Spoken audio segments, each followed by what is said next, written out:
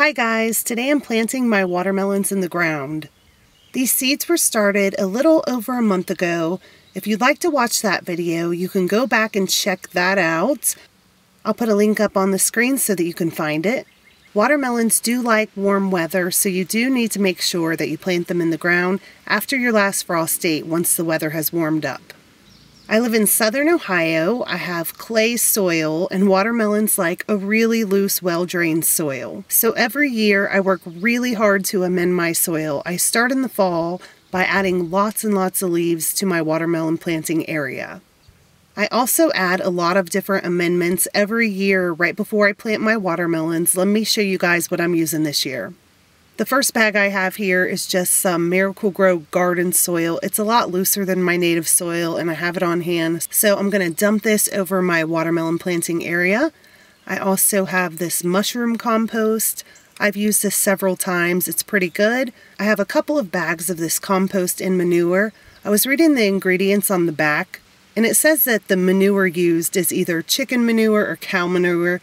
This is definitely cow manure in my bags, because this stuff really stinks like cow manure. I have chicken poop that I saved from my own chickens. This stuff is aged about 3 months. If you're using chicken manure, it does need to be aged or it will burn your plants. It's very high in nitrogen. I have some old potting soil. This isn't really going to add any nutrients to the soil, but it will improve the texture of the soil. There's a lot of peat moss in here, and that'll help to break up some of this clay a little bit. Look at this huge clump of hard-packed clay. This is exactly what my native soil looks like. And now have a look at what this garden soil looks like after years of amending it with leaves every fall and adding compost and manure products to the soil every year. In the wintertime, I also throw a lot of food scraps out here. This soil isn't perfect, but it is a huge improvement from what I started with. If you have clay soil, you're not going to make it not be clay, but you can definitely improve the texture of the soil with a little bit of work every year. I'm dumping my soil amendments into a big pile, and then I'm just going to give them a good mix around with my garden fork. Next, I'm just going to spread this all around my garden with this rake. I try really hard not to walk on my watermelon soil, since watermelons especially hate compacted soil. They have huge root systems that spread out. So I'm being really careful to try and not smash down my soil too much. You could mix your soil amendments in a little bit if you'd like, but I'm just going to spread them over the top of the soil and let the worms do the rest of the work. I have some slow release fertilizer. It has nitrogen, phosphorus, and potassium in it. And I'm also going to use this blood meal. Blood meal has a lot of nitrogen in it. Watermelon vines need a lot of nitrogen early on so that they can grow those big, huge vines. After I sprinkle my fertilizer and my blood meal on the soil, I'm going to rake it in again just so it's spread out nice and even. Watermelons really like heat and warm soil, so I like to plant my watermelons under landscape fabric to keep the soil really warm. Plus, it helps to keep the weeds out. And the last thing I want to do is stomp on my soil and compact it down, trying to pull weeds out of my watermelon planting area. Not only that, it would be really difficult to pull weeds out when there's vines sprawling everywhere. I don't have a drip irrigation system or anything like that. I've had a lot of people ask me about that. I've not had any issues with water not getting down into the plant's roots with the landscape fabric on it. Early on, I do water them until they get established. I get a fair amount of rain though, so take that into consideration. You may have to water your plants more than I do. Then I don't have to water them again until July. Usually in the dog days of summer, the hottest days, I might have to water my plants here and there a few times, not very often. Another question that I get a lot is, why don't I plant my watermelons in hills? After you get a good rain, if there's puddles in your garden and your soil sits very wet, then for you, I would recommend planting your watermelons in hills so your plants aren't just sitting in puddled up water. I don't have that problem in this garden. It's kind of on a slope. Even though this is clay soil, it drains fairly well. I mean, it doesn't drain great, but I don't have puddles in the garden. I'm putting these plants in the ground right at the soil level. Watermelons are not tomatoes, so don't plant them deeper. And be careful planting them. They really don't like to have their roots disturbed. I just take them out of the cup and put them right down in the hole. without messing with the roots. I'm spacing my plants about 3 or 4 feet apart. I don't measure it, I just kind of eyeball it. I know that sounds pretty close, especially for watermelons, which sprawl out and have humongous vines, and it is pretty close. But I leave an empty spot in the middle of my garden to get my vines to go where I want them to go. I just gently move the vines as they're growing in the direction that I want them to go to.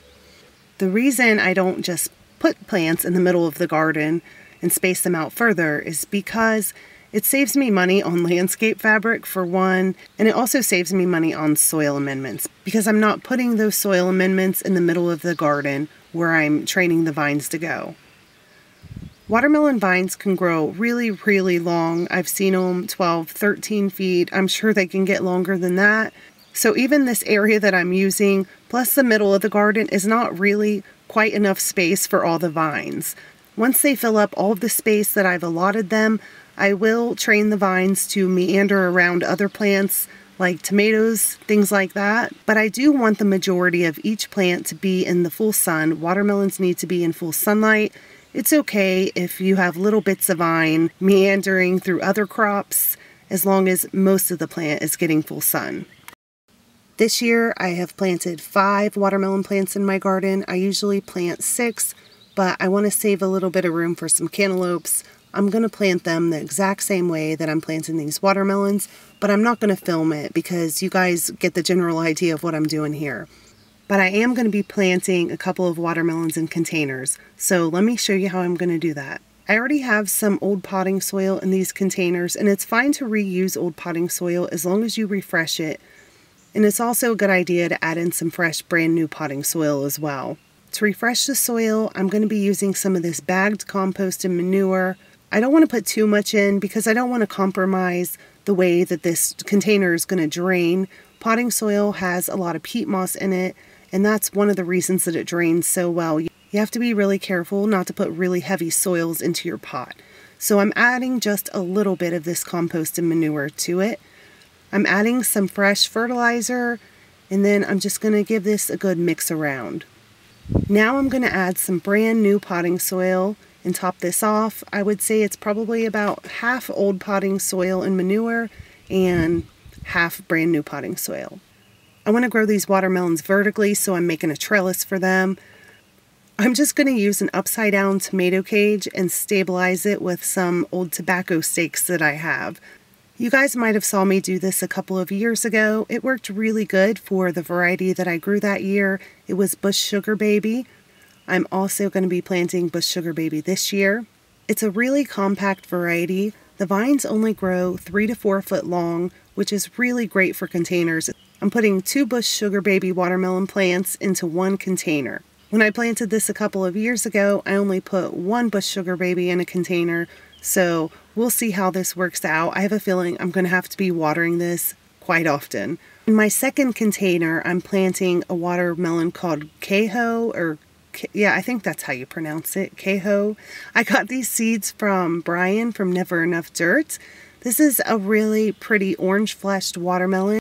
If I remember correctly, I think it's from Japan, but it was originally from China. I'm really excited to grow this variety. It's always fun to grow orange-fleshed watermelons. I'm not sure how long the vines on this one get, but it's probably longer than the Bush Sugar Baby vines, so we'll see how this tomato cage trellis works for this variety.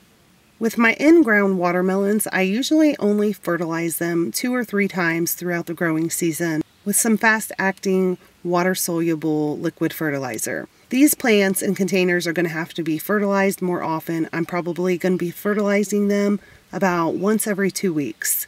And by the way, for your in-ground watermelons, you might need to fertilize more often than I do. So don't just do what I do. I have heavy clay soil. One of the good things about heavy clay soil is it does hold on to nutrients longer than other soil types. So once you get those nutrients in there, they stay there longer. If you have a sandy soil, the nutrients are going to leach out of the soil faster, so you might have to fertilize more often than I do. Watermelons have really extensive roots, and container watermelons are no exception, so it's a good idea to grow watermelons in the biggest containers that you can get a hold of. And unlike my in-ground watermelons, these are going to have to be watered pretty often, maybe every other day or so, maybe every day, depending on how hot it is outside. One of the ways that you can help conserve moisture and keep it from evaporating from your soil quickly is to mulch. I'm going to use straw because that's what I have on hand, but you could also use wood chips or leaves. And that's it for this video. Thank you guys so much for watching. Don't forget to like and comment, subscribe if you'd like to follow along and see how things progress throughout the growing season. I'll talk to you next time. Bye.